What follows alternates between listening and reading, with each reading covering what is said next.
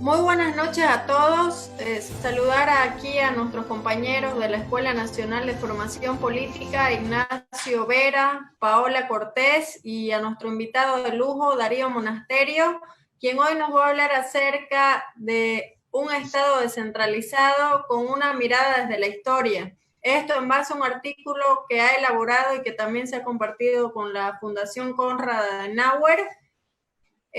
Podemos y Mario, por favor. Buenas, buenas tardes. Estoy con algunos problemas de conexión ahora yo. ¿Me escuchan bien? Sí. Perfecto. Bueno, sobre el tema en cuestión, agradezco primero a la Escuela Nacional de Formación Política por la invitación. Vamos a pasar rápidamente porque hemos tenido algunos problemas técnicos directamente al tema. Lo que nosotros pretendemos con esta investigación que se hizo fue explicar las pugnas regionales y la conformación de las hegemonías regionales, terminando con un examen del proceso de descentralización y autonomías, el desarrollo de Santa Cruz y sus efectos dinamizadores sobre el resto de la economía, y también 3 momentos de la historia. Potosí, la primera hegemonía que fue obviamente en la época republicana, Potosí-Sucre, la hegemonía del sur, La Paz-Oruro, y la hegemonía del norte, lo que se llamaba el norte, La Paz y centro-Oruro, con Cochabamba. Y finalmente estaríamos pasando a la hegemonía de Santa Cruz, Tarija y el nuevo eje económico del oriente. Pasando a la historia de los pueblos de Bolivia, tenemos las etapas históricas del proceso regionalista boliviano, que se inicia con la creación de la Real Audiencia de Charcas, génesis de la creación de Bolivia y sus intendencias o regiones, ¿no?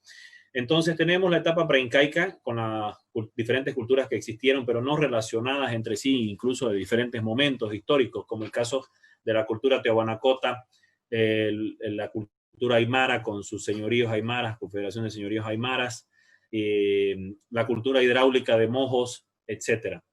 Finalmente pasamos posteriormente pasamos a la etapa incaica, el Tahuantinsuyo, Collasuyo, Antisuyo, Chinchasuyo y Contisuyo, que son las 4 regiones del Tahuantinsuyo, con un estado muy organizado en lo militar, en lo político y en lo económico, e incluso en la distribución geográfica de sus regiones, hasta la llegada de los españoles a Bolivia, que configuran en la época colonial los diferentes también hitos históricos del regionalismo, de lo que sería ya la creación de las intendencias, con la procedencia de las diferentes incursiones de los conquistadores. Algunos que ingresaron por el Cusco, por el Perú, sobre todo los de tierras altas, los de la región norte y centro. Después vamos a delimitar bien cómo se clasifican las regiones.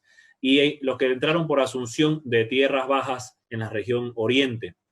No nos olvidemos que Asunción es, desde Asunción salieron las expediciones para la fundación de Santa Cruz de la Sierra, Santa Fe en la Argentina, Buenos Aires incluso se fundó desde Asunción, y otras muchas ciudades, por eso es llamada la ciudad madre de ciudades, Asunción del Paraguay. Posteriormente tuvimos las misiones jesuíticas con mucha autonomía en el oriente boliviano, prácticamente cerradas, unos enclaves cerrados y relacionados entre ellos solamente.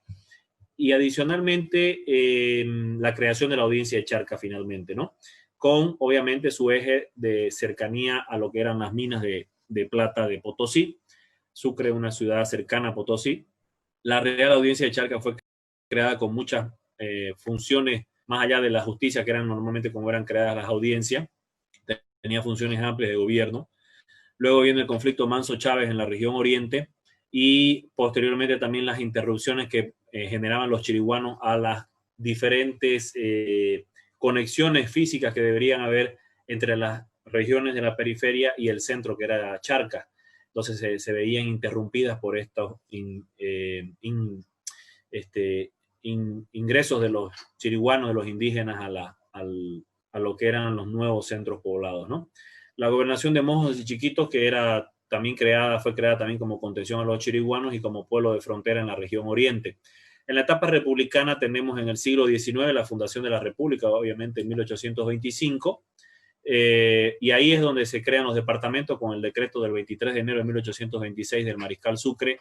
Se crean primero Chuquisaca de la región sur, Cochabamba del centro, La Paz Norte, Potosí también sur y Santa Cruz Oriente. Esos fueron los primeros departamentos o regiones y es donde empieza ya las disputas regionales. La incorporación de Tarija es posterior al sur, obviamente. La creación del departamento de Beni también es dentro del siglo XIX en el oriente. Luego de unos 50 años, un poquito más, menos 40 años de la fundación de la República, empiezan las primeras tensiones regionales, sobre todo en la periferia, en el caso de Santa Cruz, con la Junta Federal de Gobierno de Andrés Ibáñez, que declara el Estado federal, y la Revolución de los Domingos, por los dos coroneles con nombre Domingo, que hicieron incluso el Estado federal e hicieron incluso la impresión de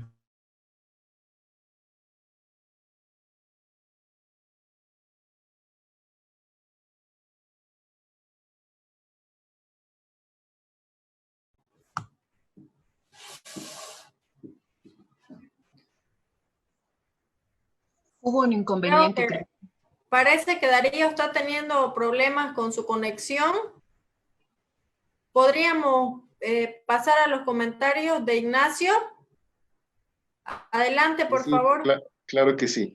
Bueno, a ver, en primer lugar, el artículo me parece una reseña breve, sucinta, de todo lo que ha significado en realidad el centralismo a partir de los Andes, ¿verdad? De la cordillera de los Andes.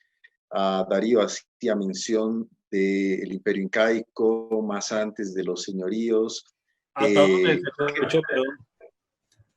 Bueno, hasta hace un minuto creo. Estaba comentando lo que habías dicho. Y bueno, algo que me parece muy importante en tu artículo es que haces una mención explícita a una cierta reticencia que tenían las élites políticas a mirar hacia el oriente, ¿verdad? Porque si bien pasamos de una hegemonía del sur, que era Potosí, Sucre, a una hegemonía del norte, que podría ser Oruro, La Paz, en la Guerra Federal de 1898-99, si bien hay ese quiebre, no hay una mirada hacia el oriente. Y en esto me parece muy importante que en tu artículo, para que lo vea la audiencia, está en este libro de la Fundación Konrad Adenauer, es esta recapitulación que haces de hitos muy importantes como es 1871, que creo que es la propuesta del federalismo en el Congreso, ¿verdad?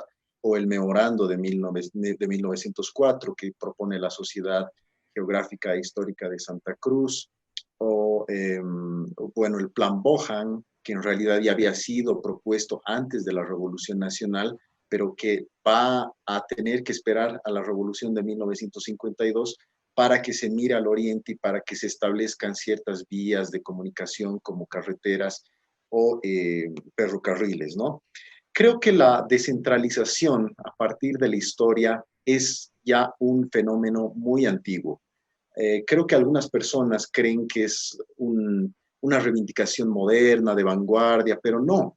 En realidad los estados siempre, o las partes relegadas de algunos estados, las sociedades que viven en estas periferias, siempre han querido descentralización, porque el gobierno altamente centralista, que aglutina el poder administrativo, político y económico, no es muy proclive al desarrollo de las periferias. Algo que se me viene a la mente ahora es cuando Aniceto Arce construye el ferrocarril, ¿verdad? Y hace confluir sus intereses con los intereses supuestamente también del país para que este ferrocarril vaya hacia el Océano Pacífico, es decir, hacia Occidente, y por tanto se olvide también las zonas de tierras bajas. En los últimos tiempos, como Darío expone muy bien en su artículo, se han ido produciendo muchos hitos en lo que concierne a las leyes para descentralizar, para desconcentrar el poder, y creo que es muy importante que sepamos qué es lo que tiene, qué es la descentralización en la práctica, porque tenemos mucha normativa referida a este asunto. Por ejemplo, la Ley Marco de Autonomías del año 2010, pero o no está bien establecida o no se aplica. Entonces, creo que son cosas que a veces nos hacen entender la distancia que existe entre la normativa y la práctica, ¿no? Es muy importante la exposición, y vuelvo sobre el punto del pasado prehispánico, de las minas, la minería. Creo que la minería ha sido fundamental para que los políticos, de los maycus, de los señoríos aymaras, el Inca, del imperio incaico, y posteriormente los políticos de la etapa republicana, solamente se enfoquen en la porción andina del territorio boliviano, ¿no?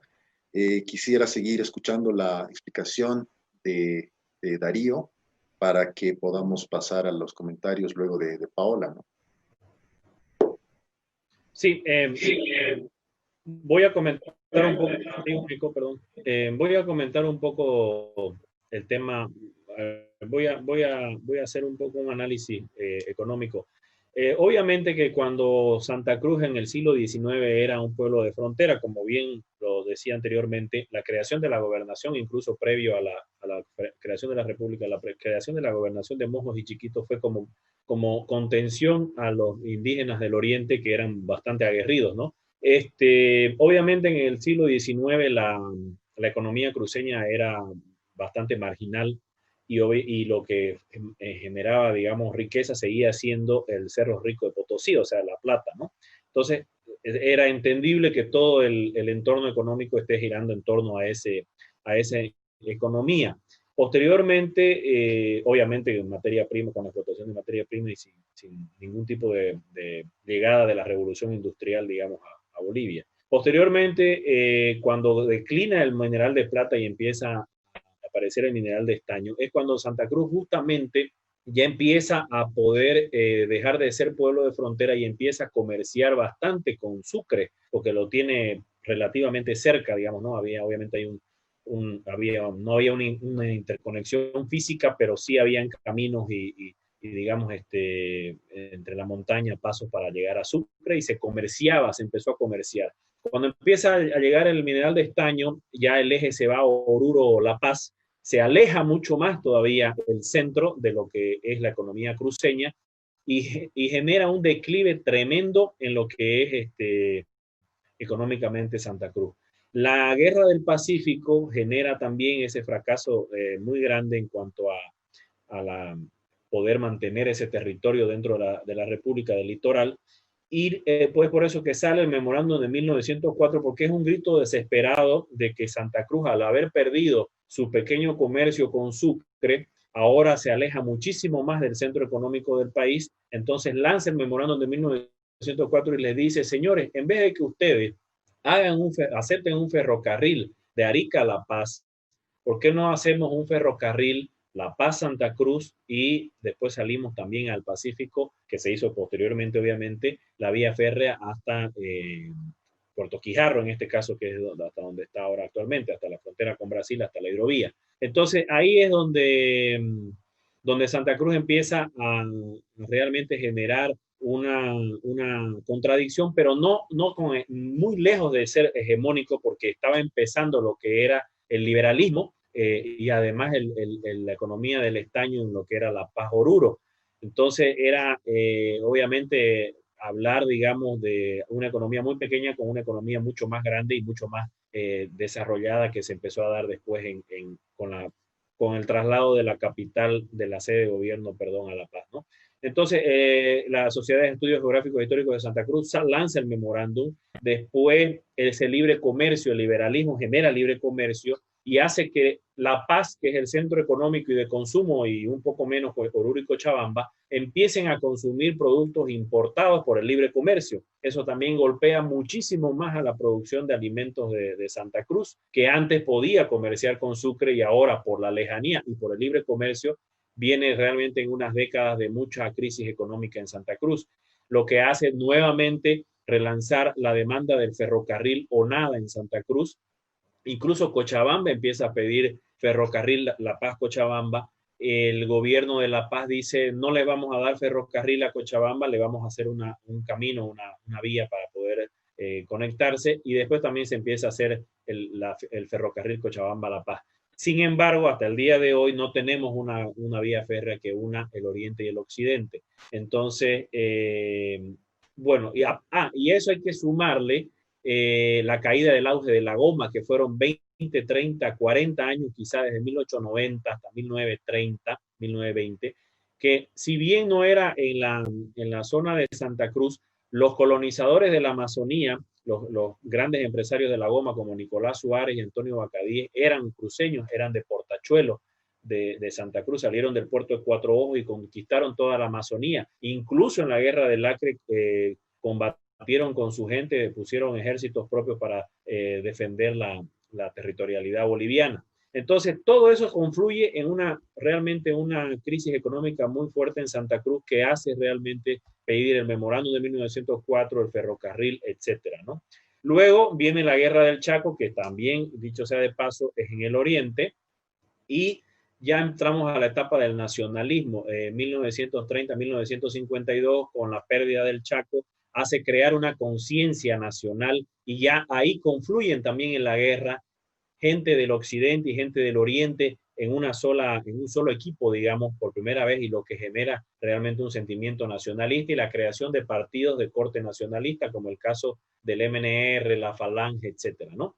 Entonces, eso hace realmente despertar una conciencia nacional, porque antes éramos separados, digamos, si se quiere, en la interconexión física y en la conciencia, digamos, nacional, lo que era La Paz, lo que era el sur, lo que era el norte, La Paz, lo que era el centro, Oruro, Cochabamba, y lo que era el oriente de Santa Cruz. Luego, con la revolución, ahí realmente ya lo que vos decías del plan Boham, era un economista norteamericano que vino en un gobierno anterior a la revolución, el año 46, e hizo el famoso plan Boham, la revolución nacional, con esa conciencia nacional de la guerra del Chaco, ahí realmente ejecuta una idea realmente de incorporación de los territorios del oriente en lo que se llamó la Marcha hacia el Oriente, para finalizar la carretera Cochabamba-Santa Cruz, de mucha utilidad para poder comerciar los productos cruceños en el mercado nacional, y adicionalmente poder también generar la migración de mano de obra de Occidente, que estaba más poblado, digamos, y no tenía tanta generación de empleo o de sectores intensivos en mano de obra, sino más bien intensivos en capital, como el caso de la minería. Entonces, viene aquí a explotar el tema agrícola, que es intensivo en mano de obra, y ahí realmente hace que suceda todo lo que sucedió con la incorporación de Santa Cruz ya como una economía pujante y muy, muy grande. Y a eso hay que agregarle la ley Bush de 1938, también militar nacionalista, héroe de la guerra del Chaco, que en el año 38 promulga la ley del 11% de las regalías, que significaba que todos los departamentos productores de hidrocarburos tenían que recibir su parte para gastarla autónomamente en sus regiones. 11% viene de dividir el 100% dividido entre 9 departamentos. Entonces, es decir, las otras 8 partes se quedan en el Estado central, pero ya una parte de las 9 quedaba en manos de los departamentos. Entonces, con eso empieza ya a moverse bastante la hegemonía, digamos, hacia el oriente con respecto al tema económico principalmente. Y ya después, con la etapa del neoliberalismo, empiezan ya otro tipo de presiones, digamos, descentralizadoras, con ese mayor peso que tiene el oriente y con esa disputa ya que le hace a la región norte en el tema de la descentralización. Por ejemplo, la elección de alcaldes del 85 fue presión del Comité Cívico Pro Santa Cruz. En el 94 se promulga la Ley de Participación Popular, con la descentralización y la municipalización de todo el territorio, con la distribución de recursos por coparticipación. Adicionalmente, tenemos en el año 2001 la distribución de recursos por pobreza con la Ley del Diálogo. En el año 2005, la ley de selección de prefectos, que es la génesis de lo que es la elección de gobernadores, y posteriormente ya las luchas, digamos, por autonomía que derivan en el año, en la aprobación del Estatuto Autonómico del 2008 y posteriormente con la aprobación de la Constitución y un capítulo sobre autonomías, en el 2010 se aprueba la Ley Marco de Autonomía y Descentralización, que si bien no profundizan en la práctica, ha sido un Estado bastante centralista el gobierno del MAS durante 14 años, por lo menos lo ponen sobre papel lo que es la autonomía, tanto en la Constitución como en la Ley Marco, pero con mucho todavía por profundizar en los próximos años. Eso sería la primera parte de las etapas históricas del proceso regionalista boliviano.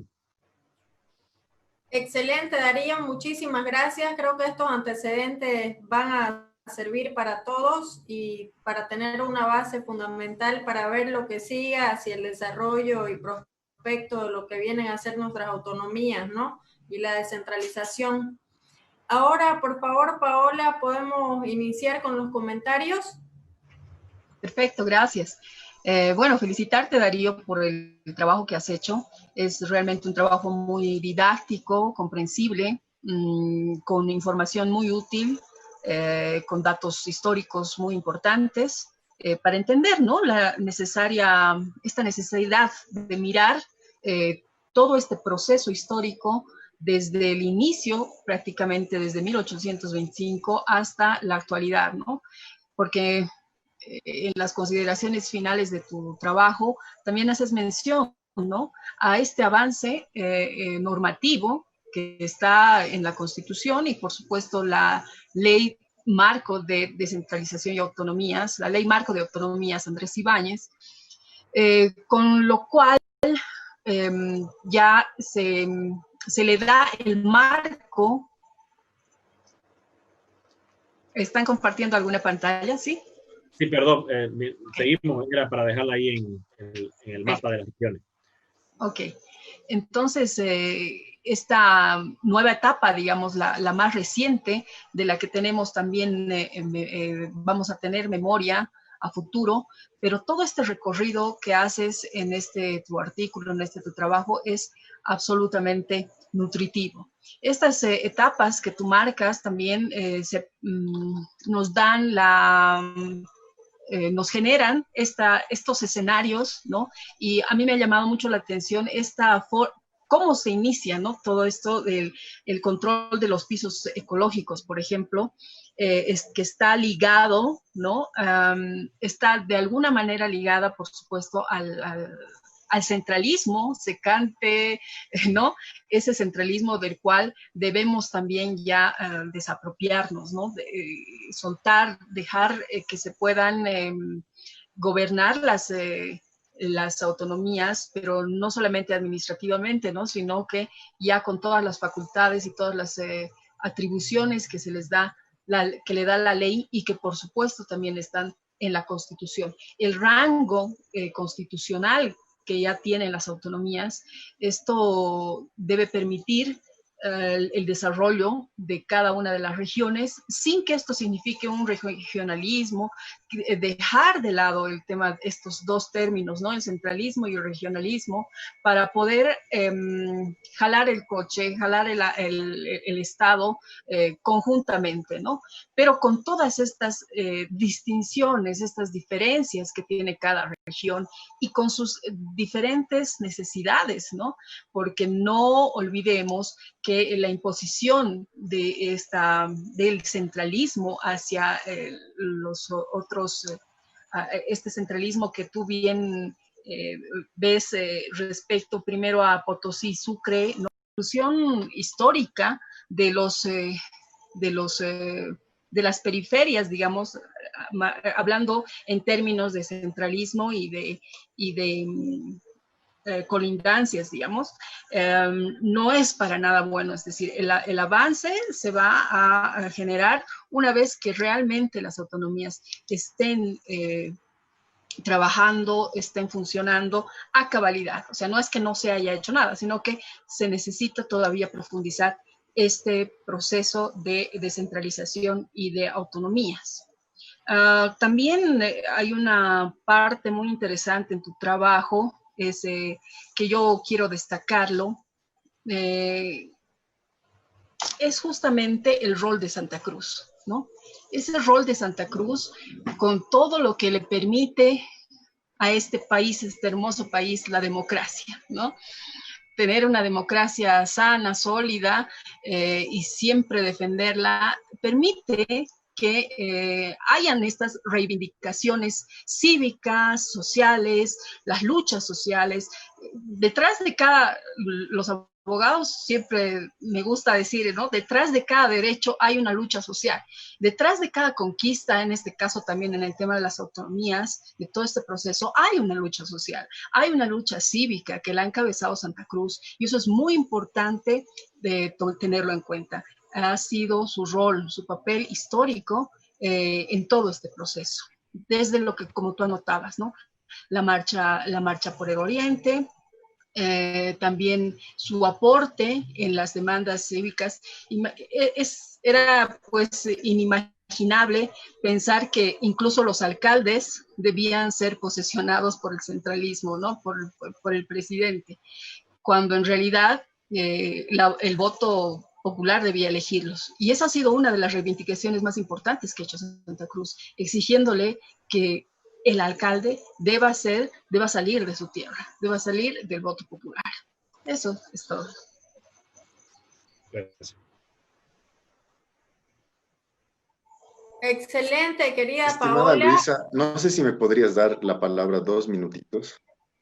Ya, adelante, Nachito, 2 minutos y luego continuamos con Darío, porfa. Yo quería acotar una cuestión que Paola mencionaba, que es esto del empoderamiento de la sociedad, ¿no? Porque puede parecer desde una mirada netamente económica que la descentralización parte por la autodeterminación, por la repartición del dinero hacia los municipios, las gobernaciones, y no es solamente eso, ¿no? Y yo creo que tiene que haber un triángulo, como bien explica aquí en su artículo Darío, y que tiene que ser una descentralización política, administrativo-financiera y también un empoderamiento de la sociedad para que se produzca una autogestión de los ciudadanos. Y quiero recalcar en esto porque es aquí en donde converge la política ciudadana, como la estamos denominando en este proyecto de la Escuela de Formación Política, y la descentralización, ¿no? Las sociedades, al ser Bolivia una sociedad, un conglomerado social muy heterogéneo, muy distinto, entonces tiene que hallar formas de gobierno, de gobernabilidad, a partir de una descentralización, porque si de otra forma, como ha sido nuestra historia, hay que decirlo, lamentablemente, ha sido una disputa regional por hegemonías que estaban vinculadas ciertamente en la economía, pero también que estaban vinculadas por prejuicios incluso raciales, por taras psicológicas, sociológicas, y la modernización del mundo, la modernidad y la globalización exigen descentralización. No podemos vivir de un Estado paternalista, y creo que este concepto del Estado paternalista que te da todo tiene que ver con un Estado y con un gobierno centralista, ¿no? Que quiere agarrar todo, que quiere darte todo para que tú vivas bien, que está muy bien, pero que los ciudadanos también tienen que saber proveerse ciertos elementos, ¿no? Y otra cosa muy importante que quería mencionar es que en el apartado de neoestatismo, 2005 al 2016, en el artículo de Darío Monasterio, el autor recoge todos los puntos más importantes que se han dado en el último tiempo en Bolivia referidos a la descentralización. Él dice que lo más importante ha sido la elección de gobernadores, ¿no? También los referéndums departamentales por aprobación de las autonomías en la región, la elaboración, formulación y aprobación de los estatutos autonómicos, en lo que se denominó, a mí no me gusta, pero se dijo la media luna, ¿no? Santa Cruz, Beni, Pando, Tarija. La elaboración y formulación de propuestas autonómicas, la elección de prefectos, orientada a profundizar el proceso de descentralización política, la ampliación de la democracia y la búsqueda de una nueva configuración estatal. Quiero cerrar esta intervención acotando que Darío hace un recuento, voy a volver sobre el punto, desde la etapa pre-incaica, apoyándose, creo, en muchas aseveraciones historiográficas de José Luis Roca, que fue un gran historiador, dicho sea de paso, cuyo hijo es ahora candidato a diputado uninominal por Comunidad Ciudadana. Eso era. Muchísimas gracias. Gracias. Muchas gracias por las acotaciones, Ignacio. Adelante, por favor, querido Darío, para que luego de tu exposición vamos haciendo la ronda de preguntas y luego las conclusiones. Ok, Luisa, muchas gracias. Bueno, pasando al siguiente punto, es sobre todo lo que decía Ignacio, la teoría de José Luis Roca de que las contradicciones regionales son las más importantes que han dado movimiento a todo, movimiento dialéctico a toda la historia boliviana.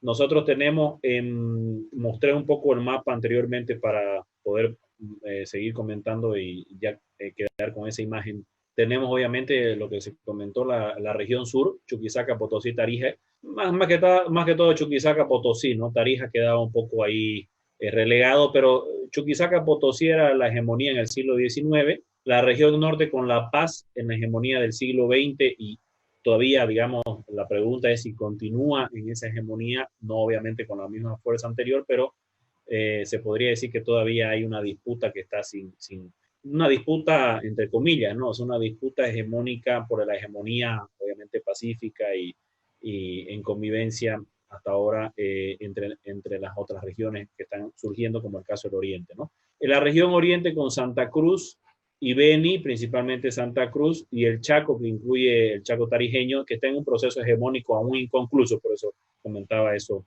de La Paz, ¿no? En la región noroeste, Pando tuvo su importancia en la época de la Goma, como les comenté anteriormente, pero no tuvo hegemonía nacional, digamos, ¿no? Y la región de equilibrio es la región centro, que siempre ha ido para un lado o para otro, y digamos, en el caso de la disputa entre la hegemonía entre la región sur y la región norte, La Paz, Chuquisaca, digamos, ellos volcaron un poco el equilibrio hacia el norte en ese momento de la historia, ¿no?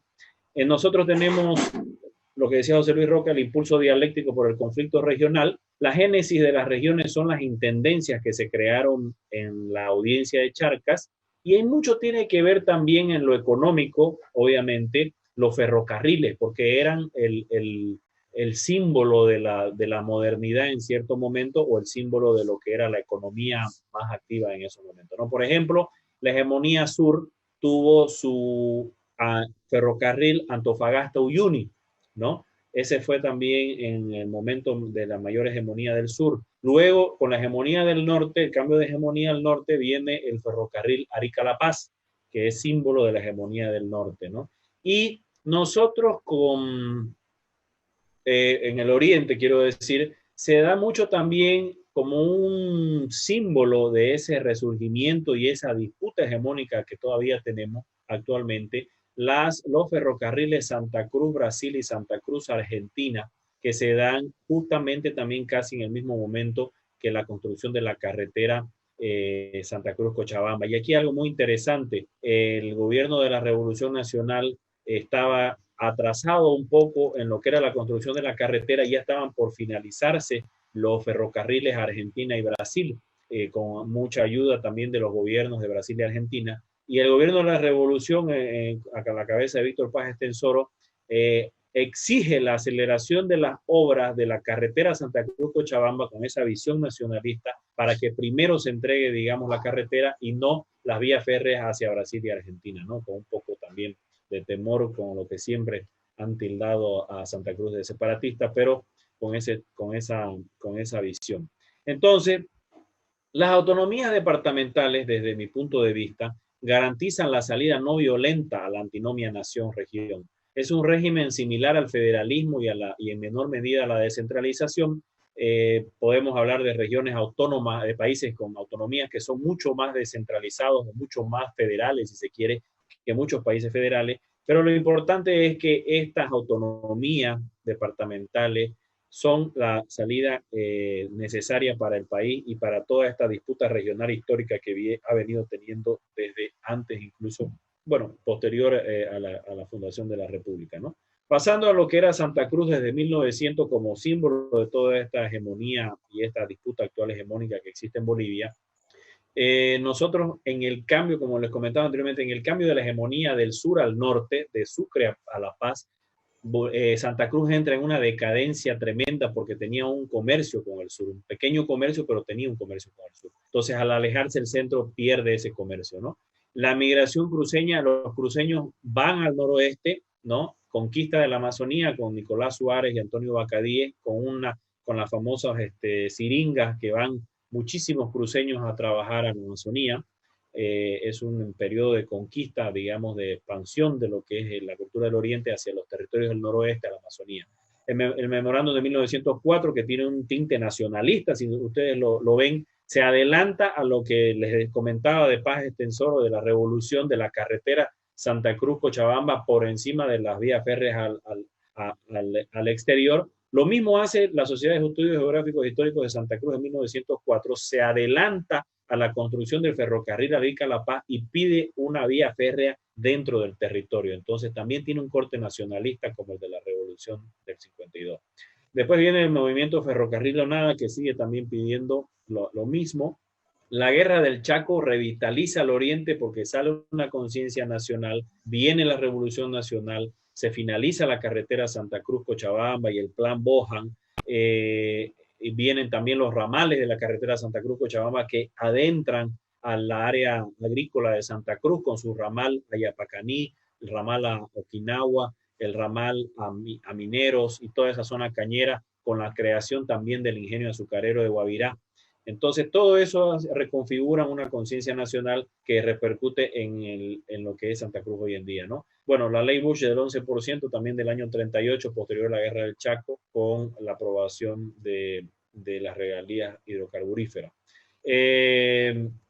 Posteriormente, bueno, el agro tiene una explosión muy fuerte en Santa Cruz. Actualmente hay una economía agroindustrial que, si bien durante el gobierno del MAS en los últimos 14 años ha estado estancada en su crecimiento, ha aportado muchísimo a la salida del rentismo, porque es una solución, una economía con mucha migración de Occidente para trabajar en los territorios del Oriente y hacen salir un poco de la dependencia de los recursos naturales no renovables, que son intensivos en capital principalmente y que también están expuestos a shocks externos de precios de las materias primas, no tanto así como están en el tema del agro, porque también muchos de los productos que se cultivan y se cosechan en Santa Cruz son de alimentos y de consumo interno que no tienen tanta volatilidad.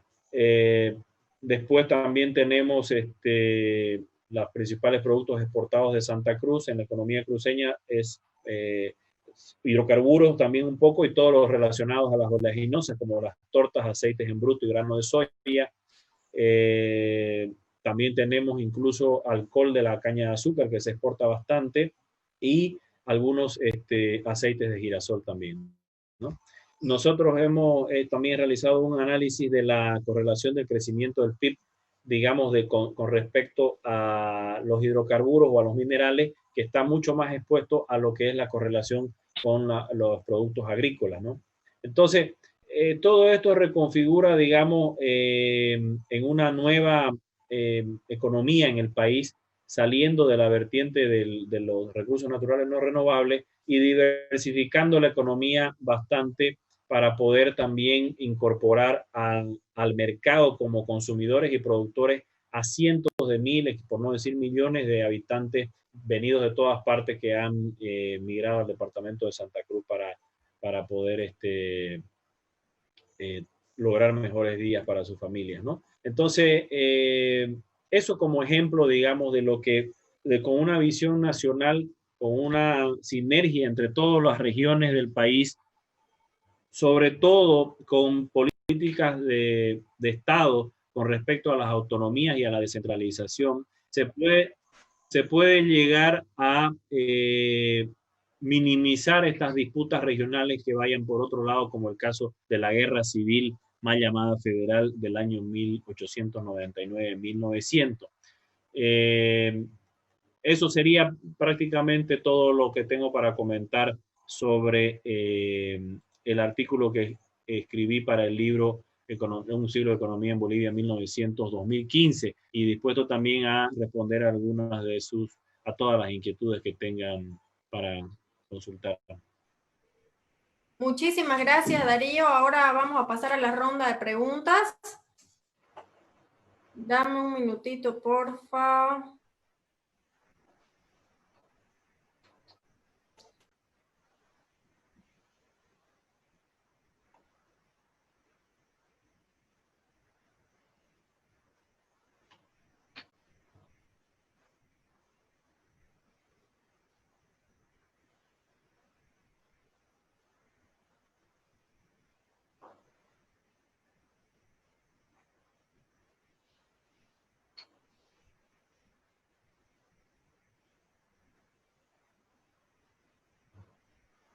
Aquí he encontrado una pregunta, quizá te la podría estar haciendo. Nos escribe Mateo Solís desde la ciudad de Cochabamba y dice, muy buena la exposición, felicidades a todo el equipo de la Escuela Nacional de Formación Política y en especial al doctor Darío Monasterio. Mi pregunta es la siguiente. ¿Cómo usted cree que podría relacionarse la descentralización y la desconcentración del poder con la política de comunidad ciudadana que propone para el gobierno 2020-2025? ¿Quieren que pase a responder? Sí, yo creo que sí. Ya, nosotros tenemos un pilar en el programa de gobierno que son justamente las comunidades inteligentes, y entre sus primeros puntos está el pacto fiscal y el pacto territorial. Si bien nosotros hemos propuesto esta situación previamente en enero de 2020, dentro de los ajustes que se van a realizar al programa, se mantiene el tema de la profundización de las autonomías.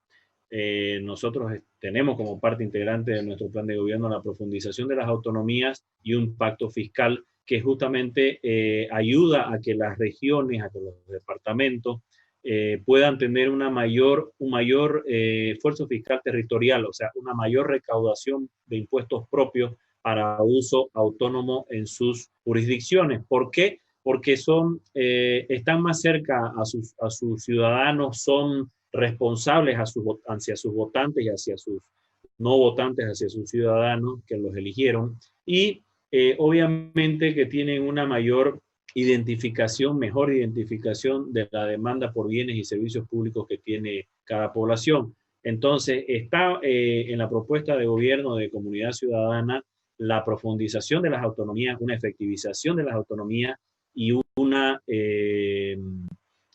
mayor distribución de recursos a través de un pacto fiscal que vienen a ser parte de todo lo que nosotros llamamos territorio inteligente, comunidad inteligente. Muchísimas gracias. Bueno, aquí hay otra pregunta de Esteban Vargas de la ciudad de Santa Cruz que nos dice, ¿cómo podrían seguirse profundizando las autonomías en la ley marco de autonomías de 2010 o si se tendría que hacer otra ley? Muy buena pregunta. Se han hecho análisis sobre la ley marco de autonomías y de descentralización e incluso sobre la constitución política del Estado de 2009. Hay algunos artículos de ambas normas legales que implican en cierta parte algunos candados centralizadores, por ejemplo, en cuanto a la aprobación de tasas y patentes municipales, por decir un ejemplo que sí tiene que ser aprobado por instancias nacionales. En otros aspectos también hay algunos recortes de competencias, se han hecho estudios de constitucionalistas con respecto a anteriores constituciones y con la anterior ley de descentralización y ley de participación popular, porque como ustedes saben, la ley marco de autonomías y descentralización reemplaza a la ley de descentralización administrativa y a la ley de participación popular, o sea, desaparecen del del registro, digamos, de leyes o de la Gaceta, todo lo que es la ley de participación popular y la ley de descentralización. Entonces, hay algunos aspectos que hay que revisar, algunos aspectos que son una especie de candado centralistas a cuestiones muy básicas y muy sencillas que podrían ser resueltas por los gobiernos departamentales autónomos o por los municipios autónomos. Muchísimas gracias. Creo que Luisa tiene un par de preguntas. Bueno, nos mandan una pregunta desde la ciudad de Tarija, es acerca del pacto fiscal y cuál sería la forma de aplicación de del mismo. Bueno, el pacto fiscal está normado en la Ley Marco de Autonomías y Descentralización, en su disposición 17ª transitoria. En ella dice que luego de conocidos los resultados del próximo censo, en el año 2010, el próximo censo era el 2012, tendrían que sentarse el Consejo Nacional Autonómico, conformado por, obviamente, las entidades territoriales autónomas y el gobierno central, a discutir, evaluar y aprobar un pacto fiscal. Pacto, como su nombre lo indica, es un acuerdo entre todas las partes, y fiscal se refiere a los recursos públicos, a los recursos que son del Estado. Como contexto se tiene obviamente una recentralización de los recursos fiscales que se dio durante el gobierno del MAS. Se pasó de un gasto descentralizado con respecto al gasto total de 30% a menos de 10%, que sigue actualmente incluso. Entonces, lo que se tiene que hacer es rediseñar el pacto fiscal, en realidad diseñarlo, porque nunca se hizo una sola reunión del Consejo Nacional Autonómico, pero fue para sacarse una foto y no fueron todos porque sabían que era una artimaña del MAS para poder decir que estaban avanzando en el tema, pero la verdad es que no tenían ni la más mínima intención de hacer un pacto fiscal, que está en la ley que ellos mismos aprobaron en el 2010. Entonces, para hacerlo tienen que sentarse todas las partes y tienen que evaluarse aspectos técnicos y no políticos. Por ejemplo, ¿cuántas camas hospital tiene este departamento y cuántas camas hospital tiene otro departamento? Camas habitantes, quiero decir, ¿no? Lo mismo alumno maestro, etcétera. Ver las capacidades fiscales de cada departamento para autofinanciarse, si es que tienen la potestad de, por ejemplo, recaudar impuestos propios, o si se va a hacer a través de transferencias de coparticipación tributaria, como el caso de los municipios, ¿no? Una de las propuestas más interesantes está el caso de la coparticipación hacia las gobernaciones, que no existe actualmente, y por otra parte también alguna transferencia de dominios exclusivos de tributos, como el impuesto a las transferencias, para que sean cobrados por los municipios o en algún caso también por las gobernaciones, o se definirá justamente en un acuerdo entre todas las entidades territoriales autónomas. Muchas gracias, querido Darío. Hay una pregunta más desde el departamento del Beni y es: ¿cómo triangulamos una descentralización política, administrativa, financiera y social? Adelante, por favor. Bueno, cuando hablamos de descentralización, podemos hablar de descentralización, podemos hablar de autonomía o podemos hablar de federalismo. O sea, es muy similar a lo que estamos hablando y depende de la profundización de la política o del término que se quiere utilizar en cada país. Como expliqué, las autonomías españolas son una descentralización muy profunda en todos los aspectos, con respecto, por ejemplo, a Cataluña, al País Vasco, mucho más incluso que lo que es un país federal como Brasil, como Argentina, digamos, ¿no? Entonces, la descentralización o las autonomías, vamos a hablar de autonomías, que es lo que tenemos en la normativa actual vigente en la Constitución y en la Ley Marco de Autonomía. Vamos a hablar de autonomía. La autonomía tiene tres patas, es como un toco de tres patas. Tiene la pata fiscal, que es lo que hemos hablado actualmente hace un momento con el pacto fiscal. Tiene la pata administrativa, que son las competencias que le dan las normas y la Constitución, principalmente las normas, y tiene la autonomía política, que es justamente la constitucionalización de los gobiernos departamentales o municipales y la elección de sus autoridades, y no solamente de su ejecutivo, sino también del legislativo, en el caso de las asambleas legislativas departamentales o los consejos municipales. Entonces, poder avanzar hacia una profundización de las autonomías, se tienen que analizar esas tres patas. En algún momento, el proceso de recentralización del MAS tocó a las tres patas.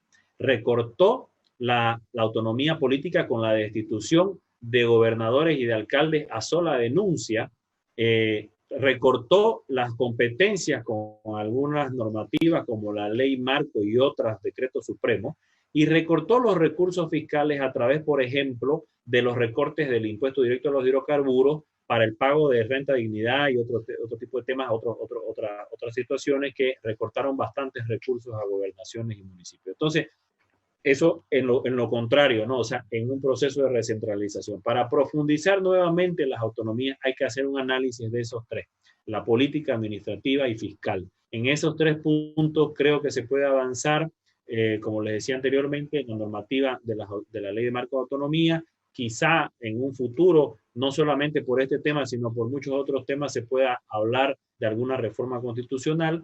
Y adicionalmente, en el tema fiscal, es lo más atrasado en lo que estamos actualmente es en el tema fiscal, porque las gobernaciones departamentales, por ejemplo, no cuentan con recursos a excepción de las regalías y del IDH, que dependen muchísimo de los precios internacionales, y cuando bajan los precios no tienen recursos.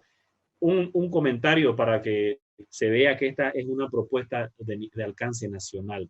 En la propuesta de pacto fiscal que yo hice el año 2013, la coparticipación a gobernaciones, el mayor incremento de ingresos porcentualmente hablando, el mayor incremento lo tendría la gobernación de La Paz por población y porque no tiene recursos de regalía, muy poco de regalías mineras y no tiene hidrocarburífera. Entonces, por ejemplo, la propuesta de pacto fiscal por coparticipación, que es una salida, una solución, el mayor beneficiario porcentualmente en ingresos sería la gobernación de La Paz. Yo creo que, por ejemplo, La Paz como gobernación está olvidada en el tema autonómico. Entonces, creo que La Paz como región ha estado muy rezagada y ha sido víctima también del centralismo, justamente de todos los gobiernos que han pasado y que han gobernado desde ahí, pero se han olvidado de La Paz como región.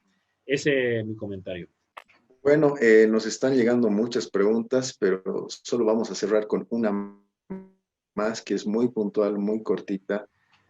Nos preguntan desde la ciudad de La Paz, Marcelo Rivero, dice, doctor Monasterio, ¿por qué los liberales en la guerra federal olvidaron la bandera del federalismo una vez llegaron al poder?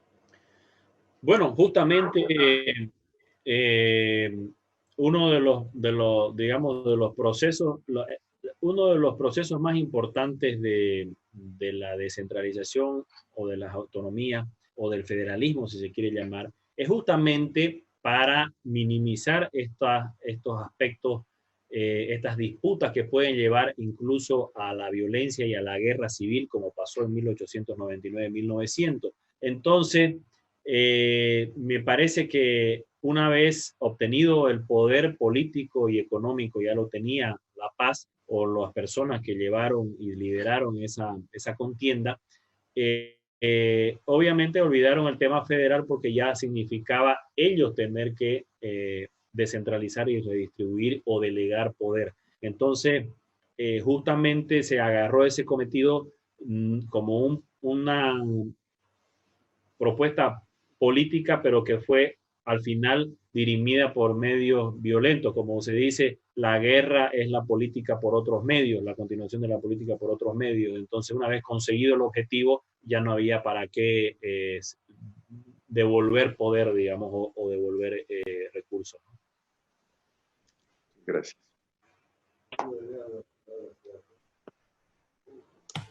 Muchas gracias, querido Darío. Yo creo que ha sido muy enriquecedor poder hablar y conversar con ustedes acerca de este tema. Este ha sido el tercer evento que se ha realizado con la Escuela Nacional de Formación Política. Agradecemos por tu participación, predisposición, asimismo a Paola, a Ignacio. Un saludo cordial para todos los que nos han acompañado esta noche. Les estaremos informando sobre el próximo evento y esperamos que puedan ser partícipes. Un saludo cordial para todos. Muchas gracias. Un gusto. Gracias. Gracias a todos. Saludos.